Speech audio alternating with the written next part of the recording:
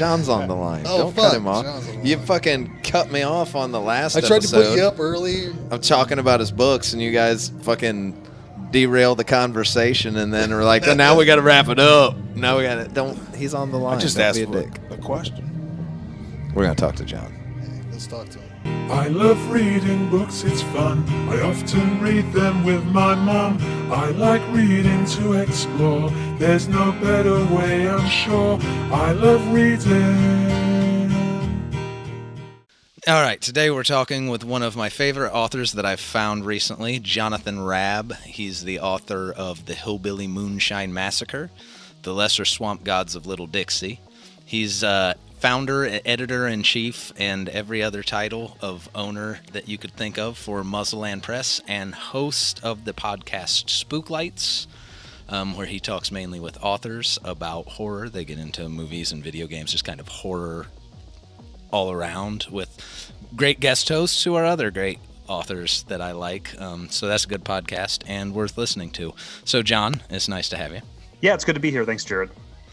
All right. Now, I talked a little bit about your books and Muzzleland Press last week. I believe Jason got me sidetracked and rambled on, and then Frank edited stuff. So I wanted to definitely make sure to have you on here to talk about it. Sure. The main big question that is always fascinating, especially for you, because you had a writing career and before horror that you were starting, and then decided that the best professional direction for you as a writer was to move into horror. Sure. And why horror? Yeah, so actually, I didn't really have a writing career before horror or completely removed from it because in reality, I've always been writing horror. And as far as it being the best professional direction to move into, that's absolutely not true, because if you want to make money, don't write horror, with a few notable exceptions. Yeah, I did some writing. My first professionally published pieces were nonfiction veteran advocacy pieces that I was writing. I was in the National Guard, sort of. I did a lot of writing about transitioning out of the military or being kind of in between civilian life and military life. I did some writing while on active duty as well, about what it's like to be deployed. And I did that for about 2 years, I think. And I said what I wanted to say at the time. And I wanted to get back into writing fiction. And when I was a kid, I always wrote science fiction and fantasy and especially horror stories. And I had an interest in returning to writing horror, especially since I had sort of racked up a couple of professional, nonfiction credits, and I wanted to see if I could take another crack at writing horror stories. Actually, when I was a kid, I remember writing a short story called The Goat, and it was about a farmer who had a goat that was possessed by the devil. And yeah, and I remember it freaked out. I think it was like 4th grade or 5th grade. I think it was 5th grade. And it kind of freaked out my teacher, but she recognized, like, hey, there's some good writing in here. This is inappropriate, but this, Yeah. But you got some good use of imagery and sort of thing. So I do feel like I was encouraged to write that stuff. But I got more into science fiction and stuff in middle school, high school. I stopped writing. I didn't really start writing again until I had a roommate, Ryan, in college, who I'd come back to the dorm room when I wasn't, wasting my time drinking too much alcohol and not going to class. He'd be in front of his computer, like, writing all the time. And I finally asked him what he was doing, and he was writing a fantasy story. And just talking with him kind of rekindled my interest in writing, and I started writing horror because right around that time I had discovered a certain writer named H.P. Lovecraft, and he just kind of knocked my socks off. And he still does to this day. I know a lot of people pick on his writing and say he's got purple prose, but I like his purple prose. And I like his stories. And usually every year I'll read one or two of his works, even something I've read before. So, getting back into college and having a roommate who was into writing, and then me discovering, sort of this sort of cosmic horror really sort of rekindled that. And then after I got out of the military, after I was publishing some nonfiction stuff, I said let's get back into writing horror and see if I can get some stories published. And the one question I did have for you, publishing wise, because you have Muzzleland Press, was that a choice from having trouble getting published, or just not liking the process of trying to get published, or was it just something you had been thinking about and like, screw it, I want to do publishing, I might as well put my own stuff out? Yeah, definitely the latter. So, you're a musician. We were just talking about before we started recording how you used to be in bands in high school. Yes. And so I was sort of tangentially involved in a punk rock scene in like middle school and early years of high school, go to punk shows or whatever. I even played one once, even though I have no musical talent, so I fit right in. That's the great thing about punk. Yeah. And something that really struck me about that community that I really admired was the DIY attitude. This idea that you don't need a lot of money, you don't need a corporation, and you don't need anyone's approval to start putting your art out there. So with sort of the advent of self-publishing tools like Lulu and CreateSpace and Lightning Source and desktop publishing, even through something as simple as Microsoft Word, if you know how to use those tools, you can make a professional looking book. And I was sort of aware of that. And even though I was trying to get stories published elsewhere, I said, I kind of want to take that DIY attitude, and I want to see if I can't put together a book or two. So me and my childhood friend Colin, we edited a little book called Spooklights. We put out a call for submissions where I'm sorry, everybody, I paid in copies. I should have paid you cash. I apologize. But it was my first venture, and we put the book out, and then I started taking it around to conventions in the Denver area, and just selling my book and other books or magazines that my stories have been published in. I was also doing editing for a small press called the War Writers Campaign, which is a nonprofit veteran war literature publishing company. So I was selling their books too, and getting good feedback from people in terms of people would read the book, or they'd be interested that a local author or editor was putting out something like this. And we followed that up with High Strange Horror, I think the following year, which was a little bit better book. And since then, I've been publishing either really short single author novellas. I published Matthew M. Bartlett's second collection, Creeping Waves. And then, kind of putting out releases here and there. I self-published one of my books kind of as an experiment last year, just to put it out there and, control everything on my end without working with anybody else and see how that would go. And, we put out Terror in 16 Bits earlier this year. It's our latest anthology. I actually paid my authors this time, which is nice. It was less about being frustrated, because I don't feel like I was. It was just more about, I sort of had that idea that DIY, being the small press out of your garage, so to speak, or in this case, my home office, there's no shame in that. There's a lot of authors that I've published and worked with that are extremely talented, and I got to be their first, publication that sold 100 copies. That's a big deal for somebody. And, it's not much, but it's kind of cool. It sort of reminds me of those days where you didn't feel like you needed a big machine behind you. You're selling tapes out of the back of your trunk. That's kind of a fun feeling. I've done that.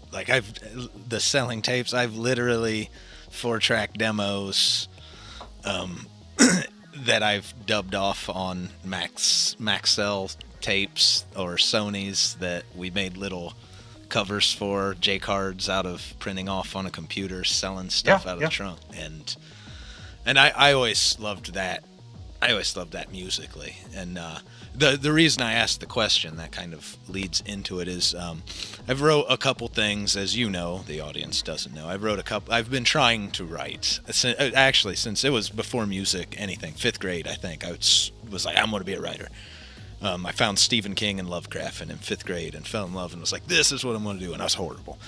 Looking back, might have been because I was 5th grade and, I was comparing it to Stephen King and Lovecraft. I could read it. I could read it good enough to be like, oh, I know I like this, and then I'd read my stuff, and it's like, it's not near as good as this grown adult who's wrote 30 books. But in 5th grade, I couldn't put it together that, being grown up and experienced, like, no, a fifth grader is not going to write as good as these grown adults. It just didn't make sense in my head. Like, no, it's just words. I can read these words. I can write these words. What I should, and that put a big damper on things for a long time. And to this day, I'm still working diligently. But it doesn't come easy. Music, like I could tell.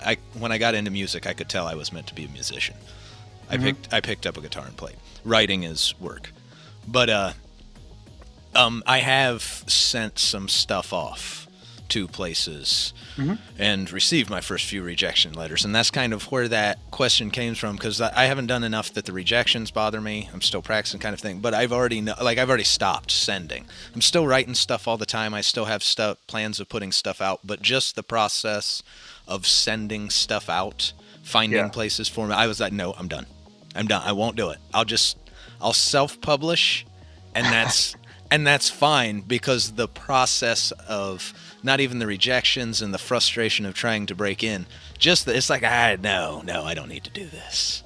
And so I was kind of unsure, because I've found too, within a sect of the writing community, there's kind of coming from a metal band and punk-ish background. I was surprised after talking to you guys. DIY, there's a little bit of a nose turn in a part of the community. Yeah, there is, especially by the use of the term generation's a little strong, but like older writers who kind of came up maybe even in the, what do you want to call it, the aughts? I hate that term, but or the late 90s. I definitely see that sort of snobbery. The market's changed. And the fact of the matter is, it's extremely difficult to get. It was back then too, but it's even more so now. It's difficult to get that big publishing contract to get your paperback in a grocery store. Yeah. You know what I mean? Especially for horror, it's pretty much impossible. So there definitely is an attitude against self-publishing, but there are notable exceptions. Matthew M. Bartlett's Creeping Waves is a good example of that. That's an extremely popular book that was self-published, just kind of on a whim. But he was also sort of a very special talent. Gateways, right? Yeah.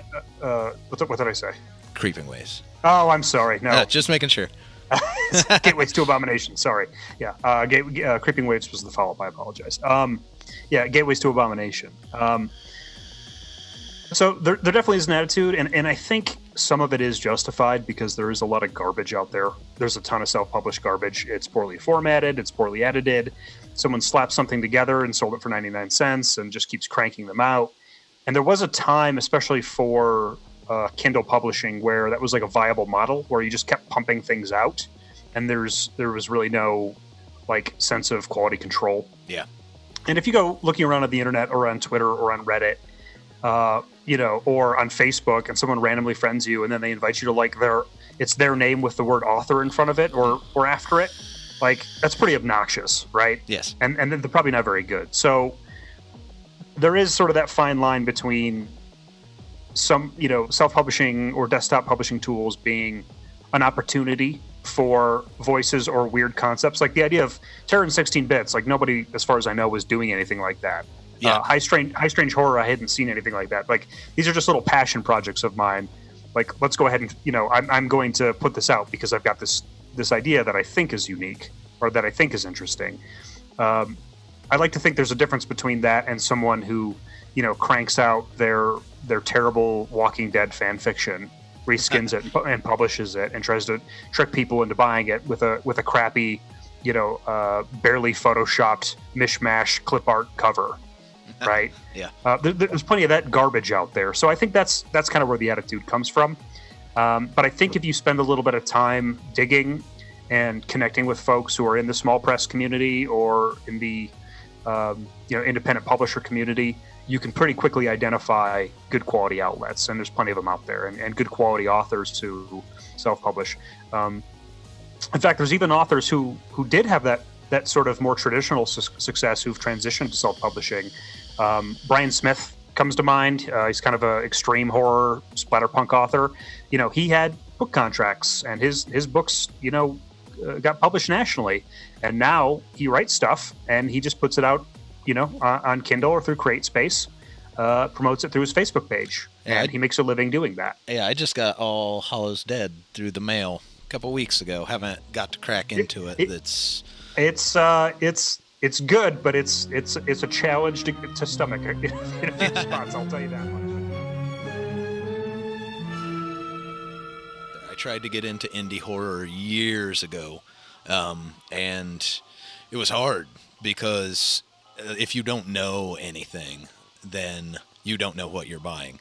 And it reminded me of the early death metal days in the 90s. I was big in death metal and grindcore, and it was the same way. Like, it's the wild west of the extremes and imagination and what you're going to do. Sometimes you get really great musicians who just don't want to do the kind of standard stock formulaic route, and they do amazing things. Sometimes you get maybe not the most fantastic musicians, but who have these incredible ideas, and so that can come together into something really good too. Although the technical mastery is not there, the imagination is definitely there. And when you get into that kind of extremes to where if you're not familiar with it, it's harder to tell what's going on, you also get the big glut of people who have no idea and just want to do something. And like, it's just bad. It's bad copies of copies of copies where you just I know people always thought grindcore and death metal is just some guy screaming into a mic while everybody's slamming on instruments. It's not. There's a lot more to it. But there actually are a lot of bands that are terrible that do just that from the 90s because they didn't understand either. So it gets hard to navigate the waters. So that's one of the reasons I'm doing this show and some of the other stuff. I tell everybody about the indie authors I'm reading is because these guys that I've been talking to, they're all very nice people. You find them on Facebook if you're interested in it. All I ever did with any of them was just send them a message and saying, hey, I'm buying your book on Amazon. I need to buy $15 more worth of stuff to get my $25 free shipping. I'm paying you. You kind of owe me what's good that I should buy. Sure. So, Sure. I mean, it's not putting much of an imposition on it, and I'm sure any of them would be happy to recommend 2 or 3 independent horror authors' books in trade for you buying theirs. So finding you, and Doug Rinaldi was the first one. He recommended Bartlett. It was before Creeping Waves came out. I bought Gateways. And that was what was weird when I first talked to you was I went to your page and skipping over what everything was about. You're just like, hey, yeah, go to this page. This is where my books are sold. So I went there in Creeping Waves, and I bought Creeping Waves when it came out because I had just found Bartlett like 2 months before, and I was like, oh shit, I got that book. And that was actually when it hit me how hard what you guys do is, because I had stuff you put out and had no idea.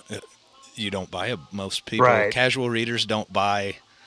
It's one of the big separations from music. I remember back in the day, you'd get into the underground stuff. You looked at the label it came out on, because the label put out similar stuff. You could almost always trust those labels, and so you just looked through their whole catalog. I had stuff by you, and Muzzleland Press wasn't something. It's right there on a book I'd just read, never even registered that I'd heard it. So you guys got a hard jaunt. That's a big challenge.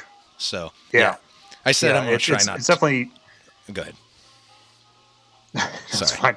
It's definitely a challenge because, like you said, people don't associate necessarily a brand, especially a casual reader. Now, if you're someone like me who, frankly, 50% of what I read is small press independent horror, then you start to recognize these things and you start to build that brand loyalty as a reader.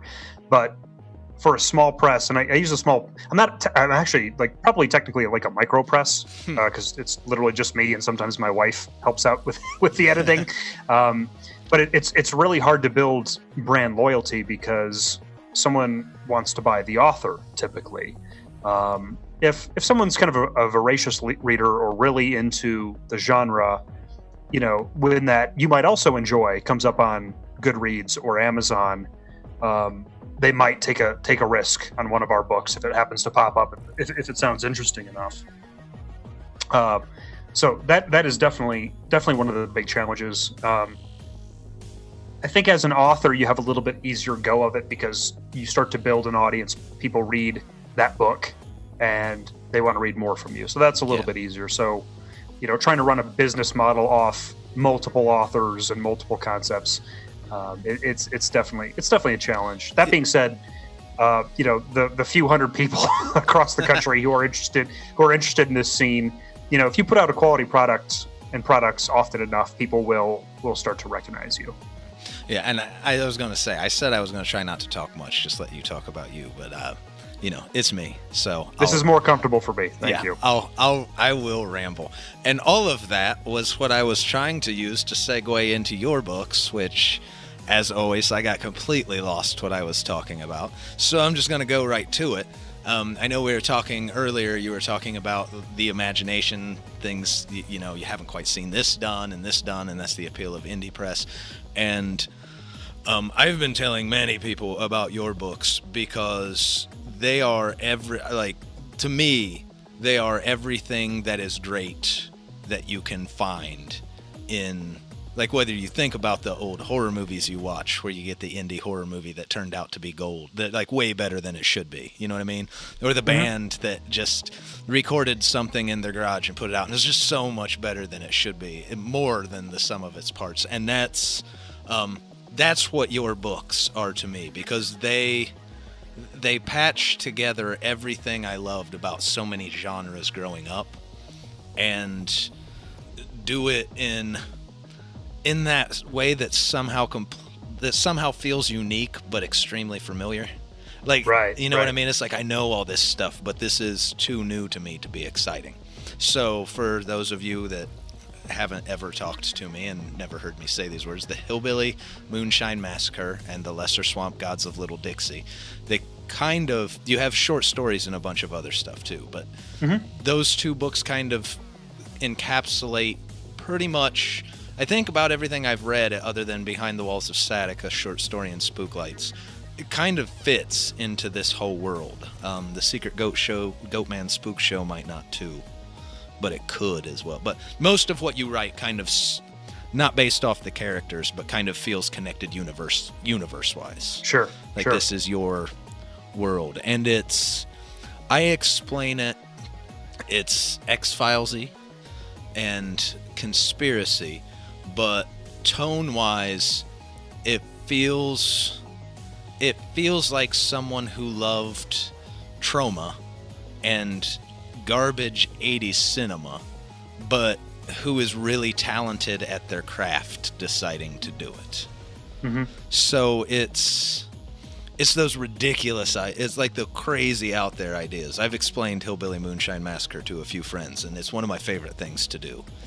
I don't want to spoil it to the readers, so I don't give everything away. But like when you get into extra-dimensional alien demons with making satanic moonshine to create a sacrifice, and you get into the martial, just running through all that, and it's like I believe even when I was reading it, there's a paragraph in it where Sheriff Kodo, who is the hero of the books, kind of.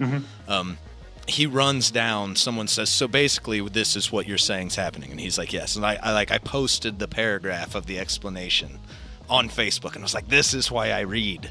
This is the greatest thing ever. Because it's these outlandish, just crazy out there ideas of someone who's clearly not worried about lowest common denominator or like a mainstream audience, but what makes it so great is it's rare to find someone. You don't need to go extreme to be a good writer. You are just a talented writer.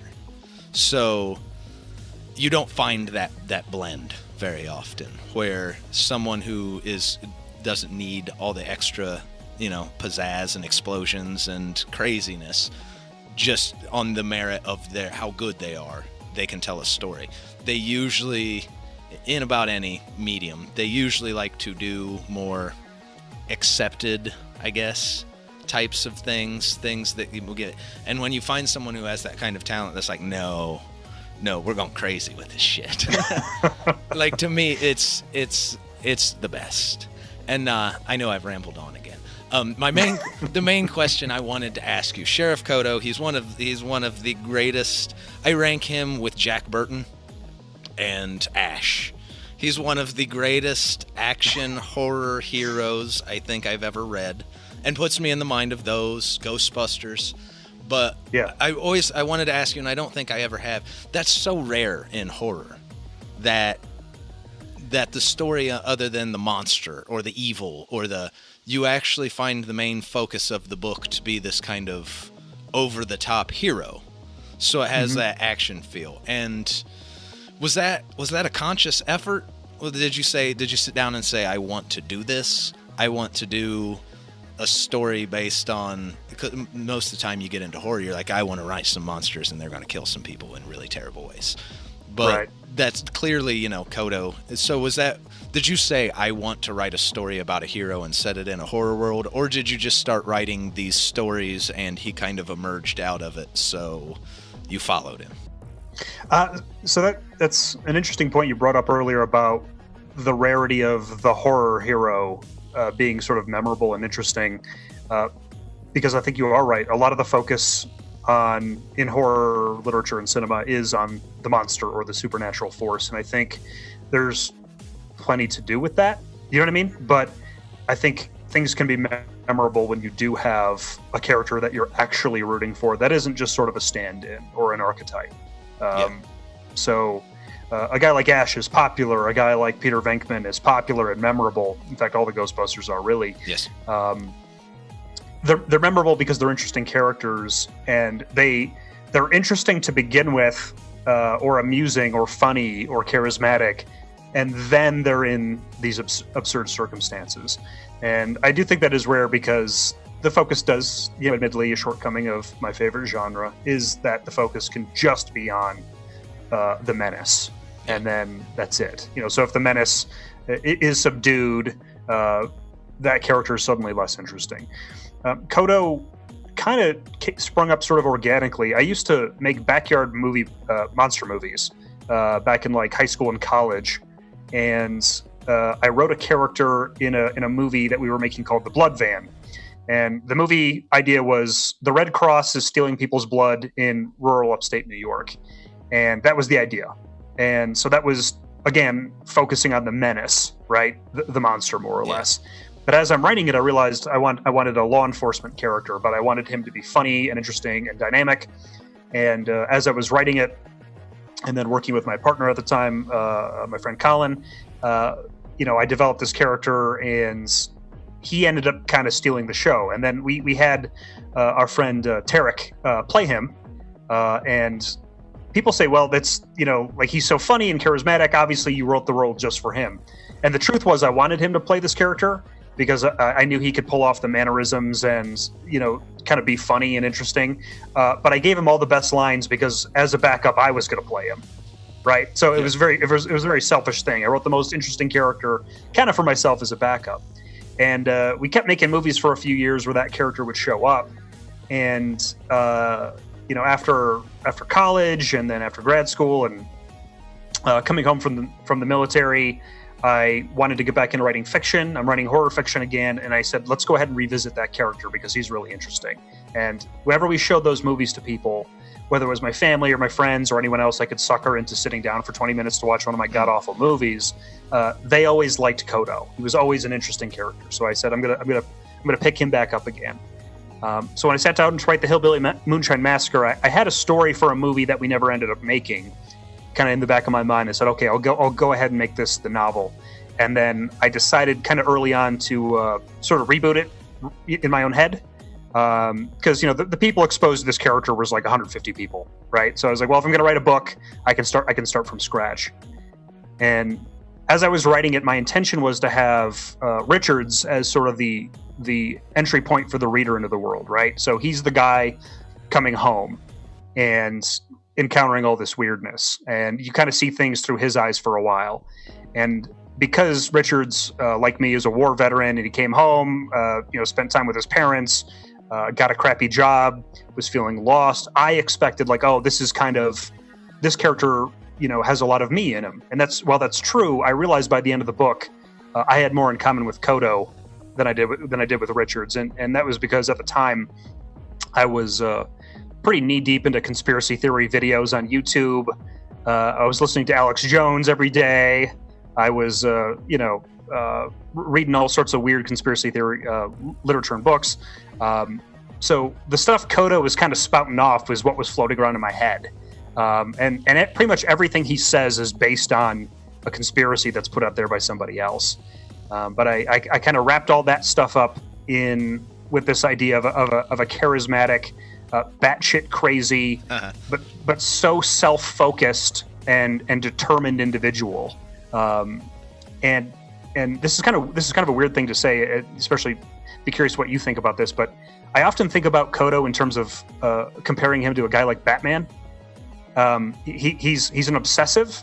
Like, he doesn't behave like Batman, but he's obsessive. He has a goal and he has a worldview that's extremely strong, and he's not like a total like dick about it. Like, he doesn't, like call people sheeple necessarily, or he's not insulting about it. He just accepts that his worldview is true, and he'll do anything to address the problems as he sees them.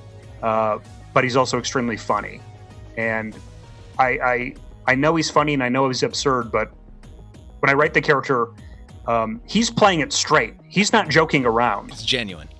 Yeah, it's genuine. And as a writer, I am not writing him to be mocked. Like, oh, look how silly this crazy person is. Like, I'm just writing it straight. Like, this is who he is. And I think, and I hope that lends some authenticity to the character. So when you're reading it, even though he's clearly out of control, he's an alcoholic, he's kind of a bit of a degenerate, he means well. He has a mission, and he typically has a plan to address that mission, and he's going to do that, even when the odds are completely stacked against him. So I think that makes him likable. Yeah, and pretty much I agree. Like, that's what makes him good, that's one of the things where I was saying, the fact that you're a good writer writing this, it makes it so much better, because Kodo is a character that, someone who has more ideas than maybe knowledge of what they're doing. It's the kind of character you could easily make him like a Kramer on Seinfeld, right? Where he's kind of a bit more one note, coming in saying Correct. Crazy, but you took the time to make him genuine, like as out there as he is and as nuts shit as he does, he's also a good person, right? Like, I mean, Correct. he ran for sheriff to help. I mean, he's running it out of his basement, but he did it because he wanted to help, and and I think it's the kind of blindness he has to a certain thing, or maybe not blindness, but that Batman style singularity vision. Maybe he, to say someone is a great person because they run for sheriff and then run the sheriff's office the way he does out of his basement, in a very realistic way to look at it, you could be like, well, if you were a good person, you would say, I clearly shouldn't be running for sheriff. We should get someone else in here who can rebuild the department. But for him, I have a host of mental illnesses that need to be addressed. But for him, like, there's genuine intention, and what had happened before, I imagine, if you got into the deepness of it, would play into all of it. But he sees corruption, and the most important thing in his singularity is that we get rid of this corruption. Nothing can be better until we do that. And that's what he's doing. Even if he has to run it out of his basement, there's like a genuine, I'm going to do good for other people in it. Even if, like, his singularity blinds him to some glaringly obvious facts. And I think that's what makes the character more than just this kind of one note crazy person, is you do. And after I read Lesser Swamp Gods of Little Dixie first, then went back to Hillbilly Moonshine Massacre. Lesser Swamp Gods of Little Dixie, you actually get to see Kodo as a bit more coherent or understanding, because Hillbilly Moonshine Massacre is told from Abe's perspective more. Right. So you get to kind of see, you get Kodo from another person's view. So when you're in his head, things he does make sense. When you're in a rational person's head, you get to see just what's And I'll be honest, the two together, Abe's. I've even went as far to notice lately, like Abe is a sidekick character, but Yeah. I hate calling him a sidekick because he's a lot better character than like Robin. You know what I mean? Like he's not Batman's Robin. He is. Right. He's. You know, he is what a true sidekick is, and then all the other sidekicks they've ever made are these kind of crappy sidekicks. Like he is good for Kodo to have around. He is. Yeah, he's a straight man basically. He's sort of a Watson to a Holmes type of situation. Probably a better analogy would be Mulder. He's probably like Scully to Mulder. Yes. Like he's jaded and he's a bit cynical, and he's a bit of a skeptic, but at the same time he trusts Kodo enough to sort of go along with it, or in his case at first. He's in an economic situation where this is the best job he can get, so he's just gonna make the best of it. But yes. Anyways, the two together, Hillbilly Moonshine Massacre is the one I tell everyone to start with. That's a fantastic view into the world. I reread Lesser Swamp Gods after Hillbilly Moonshine Massacre, and I actually was able to appreciate it more. But Kodo, just as Kodo, I think comes off more entertaining in the Hillbilly Moonshine Massacre because he has Abe. And so there's that. The Lesser Swamp Gods of Little Dixie makes Hillbilly Moonshine Massacre better actually too, because then you can see Kodo being this crazy person but understand there's a grounding in it too. So the two work together really, really great. So well, that's good. I'm glad to hear that. And I actually wrote Lesser Swamp Gods intentionally so that you didn't have to read the first book to get it. Yeah, and I will. That, like I said, I read that one first, and I read it, and I remember I was at work when I got that in the mail, and I had it with me at work, and I started it, and I finished it that night when I got home from work. I read that one in a day because I couldn't stop. Perfect. And it was because that was in the first batch that I had got for you, and I was like, oh man, this is what I've been waiting to read for a long time. And before I had actually talked to you, Bartlett and Rinaldi were the only other two independent authors that I have read. And I mean, they are both great I think they're both great in what they do. Doug reminds me of very Exorcist 3 90s horror, kind of straightforward, only with a bit more out there ideas, that independent spirit. But it's that. Bartlett, of course, I don't know, Bartlett feels more literary, maybe, to me. Like, he definitely has the out there ideas, but and you, I mean, I grew up on Evil Dead 2, Big Trouble in Little China, Ghostbusters, and then like trashy 80s horror movies. But I also grew up, my Barker and King and Lovecraft, and a lot of the horror that I read was a bit more like, especially Lovecraft, and was a bit more literary. I mean, I hear people knock his stuff. I'll hear other people be like, no, this is literature. I don't know, something about Lovecraft feels more pompous and pretentious, but in that, not in a bad, I don't mean it in a bad way, just that it has that air of, this is more than trash literature. Sure. This isn't. Yeah. And you were able to kind of wrap all of it, just everything up in one book.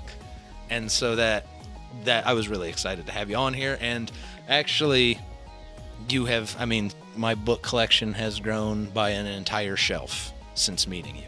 Well, that's good. I like to hear that. Pretty much all, like, I looked over at it the other day, and it's Brian Smith and Matt Bartlett and Murr Winery and anthologies, Muzzleland press stuff, and there's a big chunk of Rinaldi's, but pretty much everything else, everyone that I've been reading, Sean M. Thompson, Alex Smith. I mean, I got Hive, which is a Muzzleland press book, but I even ended up buying The Berserk, which was another one of his, I believe, before that. Like, 99% of what I've got in the last few months has just come from you being like, read these, because here are names, go read them. Yeah, right. Well, that's good, man. I'm glad we're sort of on the same wavelength there. It's interesting you talk about reading through my book in one sitting. I actually purposely write to respect the reader's time. I want to write a page turner. And you talk about Ghostbusters and these 80s movies. Those are absolutely all influences on me. Basically, when I write, I sit down and I try to recreate the feeling of fun and yes, fear, but more importantly, fun and interest and excitement that I get from watching, those old films.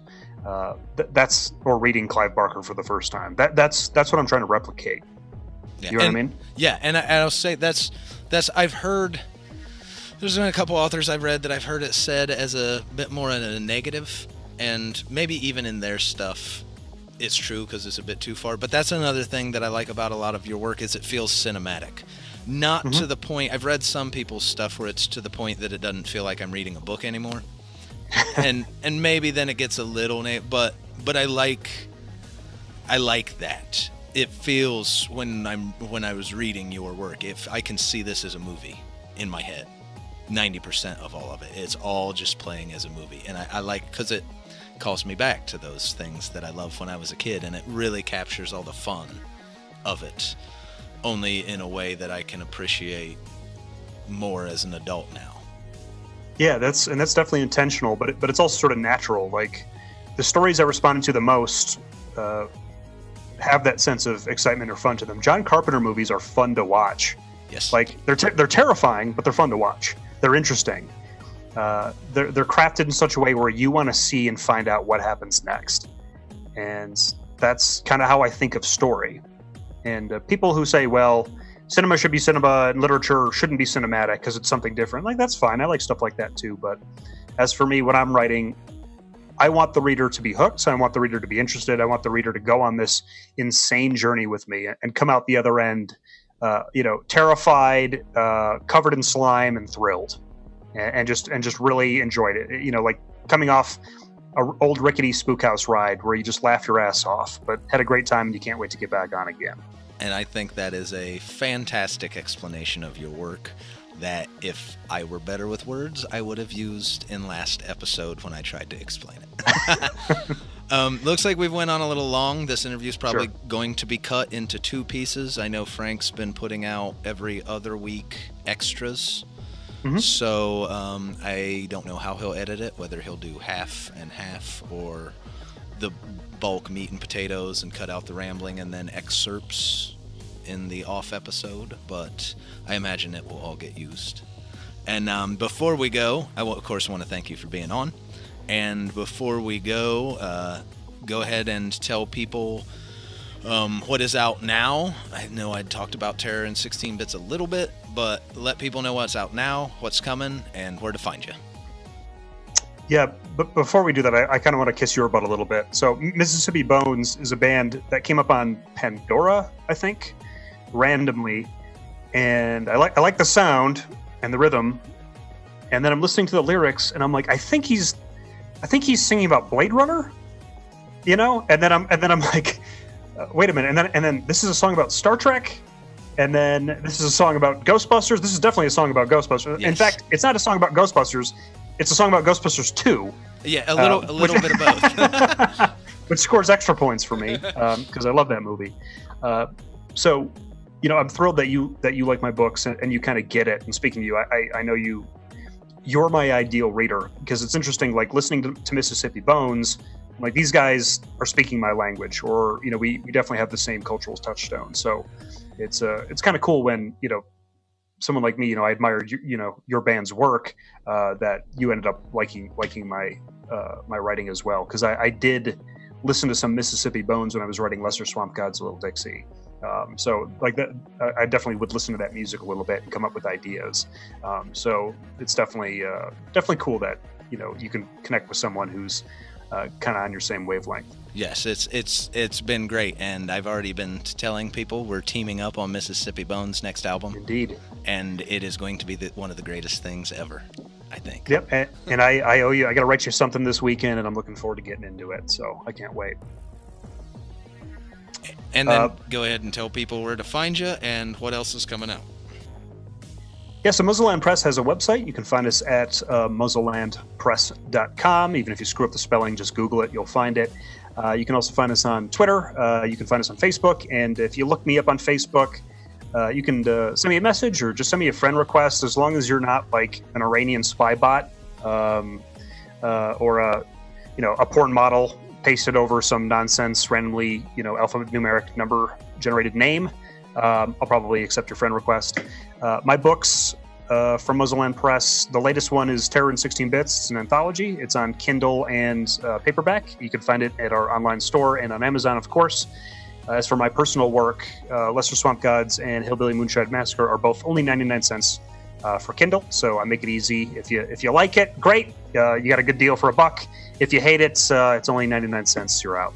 And, if you hate it, shame on you. Yeah, well, I'm not for everybody, and that's okay. Alrighty, well, thank you very much, John, and I guess I still haven't figured out the end of these. I haven't even got a name yet. You don't have a name yet. They keep saying it's like Jared Reads or something, right? Yeah. I might end up going with Reading Rainbow of Death. Yeah, no, I like that one. Yeah, that one's good. So who knows? But that's the interview with Jonathan Raab. Thanks everyone for listening. Thanks, John.